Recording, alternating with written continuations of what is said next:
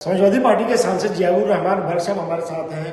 भट्ट साहब, आप लोगों के तमाम विरोध के बाद भी जो वक्फ संशोधन विधेयक है वो लोकसभा से पारित हो गया। देखिए, हमने काफी प्रयास किया और हमारी कोशिश थी कि ये बिल पास नहीं होना चाहिए, क्योंकि ये बिल जबरदस्ती हमारे समाज पर थोपा जा रहा है। लेकिन संख्या बल के आधार पर सरकार इसको पास कराने में कामयाब हो गई है, जो कि हमें अफसोस है। और अभी राज्यसभा में जाएगा तो हमारी उम्मीद और कोशिश रहेगी कि वहां पर इस बिल रुके।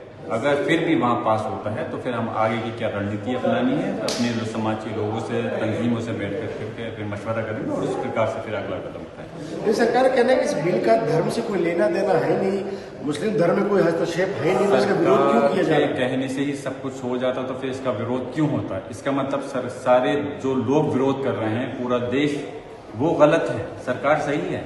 सरकार ये क्यों सोचती है कि जो वो कदम उठाती है वो ही सही है?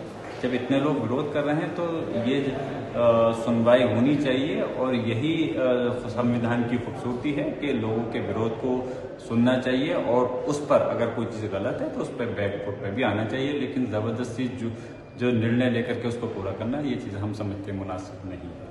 सरकार ये कह रही है कि जो दरगाह है, मस्जिद है, इबादत गाह है, उनसे कोई छेड़छाड़ नहीं की जाएगी, उनका स्टेटस बरकरार रहेगा। क्या सरकार गारंटी दे सकती है इस चीज़ की कि उनसे कोई छेड़छाड़ नहीं की जाएगी? क्या सरकार कोई लिखित में इस बात को कह सकती है कि उनके साथ कोई किसी प्रकार के कोई मुकदमा नहीं किया जाएगा? तो इसलिए कहने और होने में बहुत फर्क है। और इसलिए लगातार जो हमारे धार्मिक स्थल हैं उनको नए विवाद उत्पन्न करने के लिए इस प्रकार के बिल्कुल आएगा।